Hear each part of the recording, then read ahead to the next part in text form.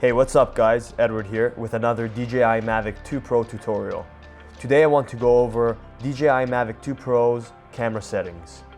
In this tutorial, we will start with the technical aspect of the camera and then jump right into the best cinematic modes on your Mavic 2 Pro. So let's jump right into the DJI Go 4 app. So let's go right into the settings here. First up, turn on Save Original Panorama. This will save a pre-stitched panorama by the DJI Go 4 app.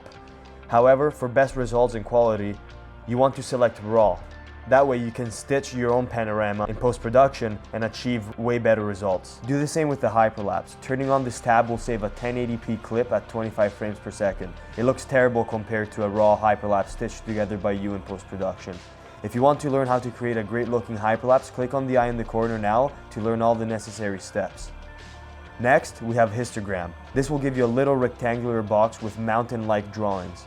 The rule of thumb is whenever the mountain is shifted too much to the right, the image is overexposed. Whenever the mountain is shifted too much to the left, the image is underexposed. The height of the mountain just signifies the lighting condition. In this case, the mountain is very high because it's a very bright image overall. Next, we have head LEDs auto turn off. This is a new feature in the Mavic 2 Pro that allows you to decide whether you want the gimbal to lock in place upon taking a picture. This is great for long exposure photography and HDR photography. Next, enable Afc Mode. This one is pretty self-explanatory.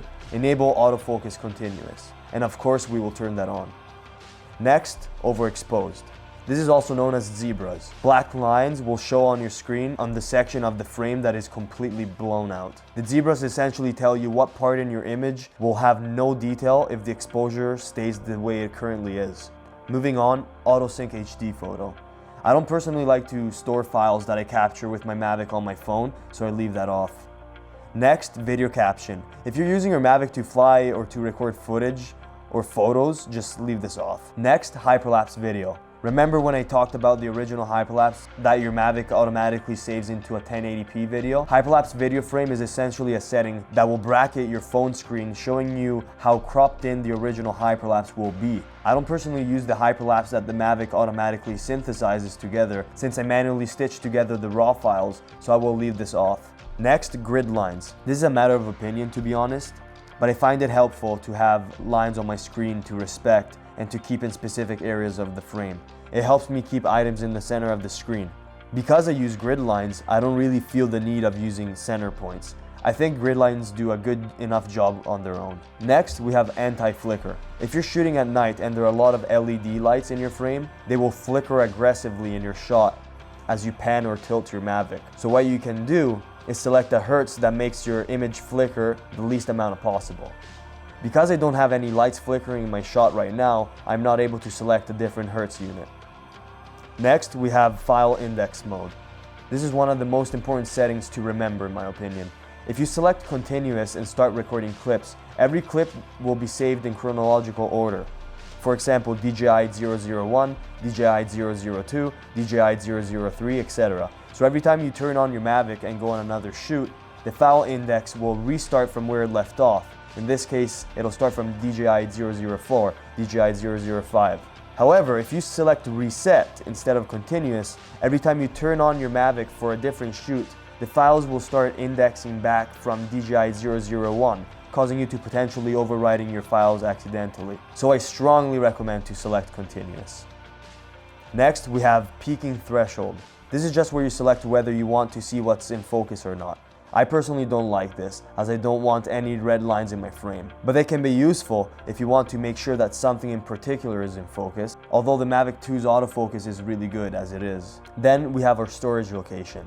You can choose to save your files to the internal storage, which is your Mavic 2's internal SD card, or you can save your files to your personal micro SD card, which is the storage I always use. But it is nice to know that there is always extra space in the Mavic itself if ever need be. Before a shoot, I always make sure to format the SD card. That way I never have to use the Mavic's internal storage. Great, you've made it this far.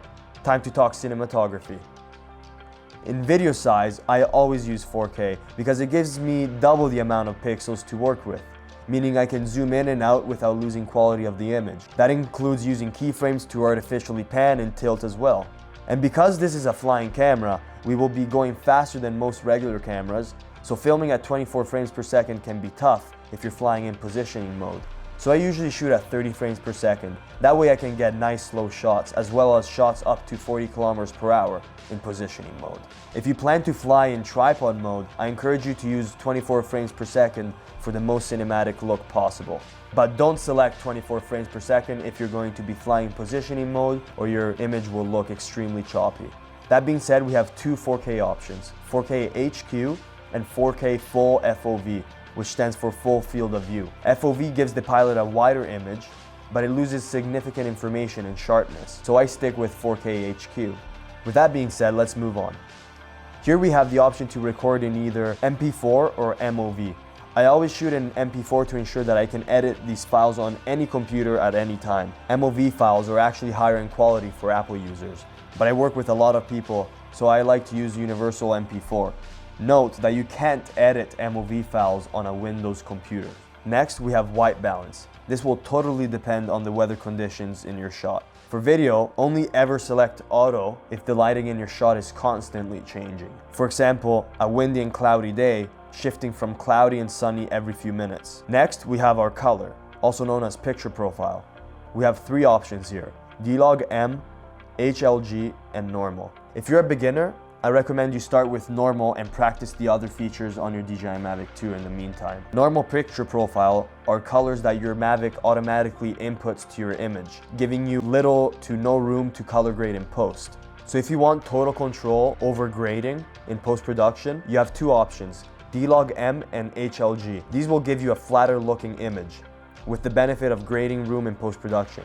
I personally use D-Log M as it looks to have the most amount of detail. If you don't see D-Log M under color, make sure you have selected H.265 under camera video encoding. This is a different codec that your computer uses to uncompress files.